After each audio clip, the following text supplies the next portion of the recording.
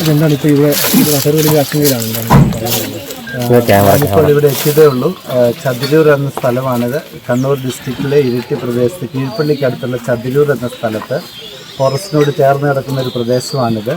ഇവിടുത്തെ വളരെയധികം ആളുകൾ തിങ്ങിപ്പാർക്കുന്ന ഒരു പ്രദേശത്താണ് ഞാനുള്ളത്. കൂടുതലും സാധാരണക്കാരായ മനുഷ്യരാണ്. ഈ കഴിഞ്ഞ ദിവസങ്ങളിൽ ഇവരുടെ വളർത്തു നായ്ക്കളെയും വളർത്തു മൃഗങ്ങളെയും കടുവ പിടിച്ചു എന്നാണ് ഇവർ പറയുന്നത്. കടുവയെ നേരിട്ട് കണ്ട ഒരു സ്ത്രീ എന്നോട് പറഞ്ഞു അവർ ഈ സംഭവത്തിന് സാക്ഷിയാണ്, കടുവ തന്നെയാണ് എന്ന് പറയുകയുണ്ടായി. 3-4 വളർത്തു നായ്ക്കളെ ഈ കടുവ പിടിച്ചുകൊണ്ട് പോവുകയും ഒരെണ്ണത്തിനെ കടിച്ച് മുറിപ്പെടുത്തുകയും ചെയ്തുവെന്നാണ് അവർ സാക്ഷ്യപ്പെടുത്തുന്നത്. ഇവിടെ ആളുകളെല്ലാം വളരെ ഭീതിയിലാണ്. പക്ഷേ ഇവിടുത്തെ ഫോറസ്റ്റ് ഉദ്യോഗസ്ഥരും പോലീസ് ഉദ്യോഗസ്ഥരും ഇവിടെ എത്തിയിട്ടുണ്ട്. അവർ വളരെ സഹകരണത്തിലാണ്. ഈ പ്രശ്നത്തിനൊരു പരിഹാരം കണ്ടെത്തുവാൻ അവരുടെ ഭാഗത്തു നിന്നും വളരെ ആത്മാർത്ഥമായ പ്രയത്നം ഉണ്ടാകുന്നുണ്ട് എന്നാണ് ഞാൻ മനസ്സിലാക്കുന്നത്. ഞാനിപ്പോൾ തന്നെ നോർഡേൺ CCF ദീപ മാഡത്തിനെ നേരിട്ട് വിളിച്ചു. ദീപ മാഡം പറഞ്ഞത് ഇവിടെ ഒരു കൂട് വെക്കാനുള്ള സംവിധാനം ചെയ്യാം, അതുപോലെ കൂടുതൽ എന്തൊക്കെ ചെയ്യാൻ പറ്റുമോ അത് ചെയ്യാമെന്ന് സമ്മതിച്ചിട്ടുണ്ട്. എങ്കിലും എനിക്ക് പറയുവാനുള്ളത് ഫോറസ്റ്റ് ഡിപ്പാർട്ട്മെൻറ്റ് കുറച്ചുകൂടി കാര്യക്ഷമമായിട്ട് പ്രവർത്തിക്കണം. പ്രത്യേകിച്ച് വനം മന്ത്രി ഈ കാര്യത്തിൽ ശ്രദ്ധ ചെലുത്തേണ്ടത് ആവശ്യമാണ്. ഉദ്യോഗസ്ഥരെ ആവശ്യത്തിന് സഹായം കൊടുക്കാതെ വിട്ടതുകൊണ്ടും കാര്യമില്ല.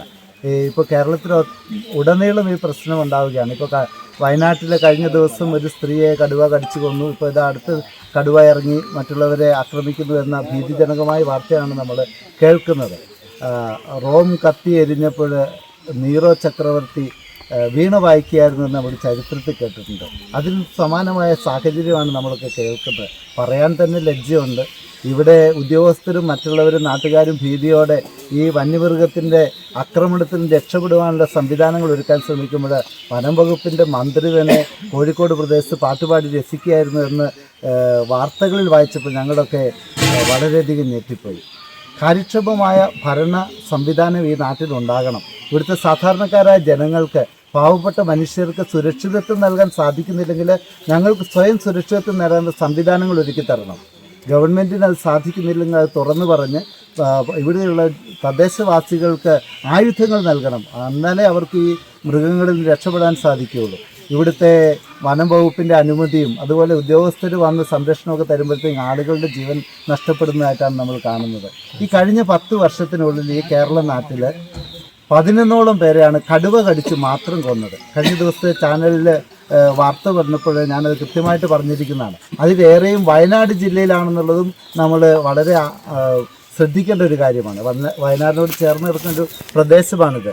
ഇവിടെ സാധാരണക്കാർക്ക് ജീവിക്കുവാനുള്ള സംവിധാനങ്ങൾ, സുരക്ഷാ മാനദണ്ഡങ്ങൾ ഗവൺമെൻറ് നടപ്പിൽ വരുത്തണം. ഏതായാലും ഇന്നിവിടെ വന്നപ്പോഴേ എനിക്ക് ഒരു സന്തോഷമുള്ളത് ഇവിടുത്തെ ഫോറസ്റ്റ് ഉദ്യോഗസ്ഥരായിട്ടുള്ള ആളുകളൊക്കെ വളരെ ആത്മാർത്ഥമായിട്ട് ഇതിനൊരു പരിഹാരം കണ്ടെത്താൻ ശ്രമിക്കുന്നുണ്ട് എന്നുള്ളതാണ്. പ്രത്യേകിച്ച് നോർഡേൺ CCF ഫോൺ വിളിച്ച പാടെ എടുത്തു. ദീപ മാഡം അതിന് വേണ്ട നടപടികൾ എടുക്കാമെന്ന് പറഞ്ഞിട്ടുണ്ട്. അതിന് ഫോറസ്റ്റ് ഉദ്യോഗസ്ഥരെ ഞാൻ അഭിനന്ദിക്കുകയാണ്. അതുപോലെ പോലീസ് ഉദ്യോഗസ്ഥരുമുണ്ട്. അവരൊക്കെ ജനങ്ങളുടെ പക്ഷത്ത് നിന്ന് ഇപ്പോൾ പ്രവർത്തിക്കുന്നുണ്ട്. ഗവൺമെൻറ് ശാശ്വതമായൊരു പരിഹാരം ഇതിനുണ്ടാക്കിയേ മതിയാവൂ.